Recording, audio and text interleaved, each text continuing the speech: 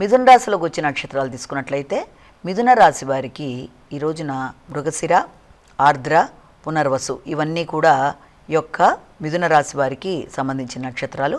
వీరికి ముఖ్యంగా ఆరోగ్య సంబంధమైన విషయాలలో ఎక్కువ జాగ్రత్తలు తీసుకోవాలి. అంటే ఆర్థిక సంబంధమైన విషయాలైనా, ఆరోగ్య సంబంధమైన విషయాలైనా, ఏదన్నా వృత్తి అంటే మానసిక ఆరోగ్యానికి సంబంధించి కొంత ఎక్కువ అలజడిగా ఉండే అవకాశాలు లాంటిది మొదటిది ఒకటి మనం గమనించాలి. అలాగే దాంతోపాటుగా ఎక్కువ స్థాయిలో వీరికి ఈ రోజున ఆర్థిక సంబంధమైన విషయాల కన్నా కూడా మానసిక అనారోగ్యానికి అవకాశం అనేది అధికంగా ఉంది.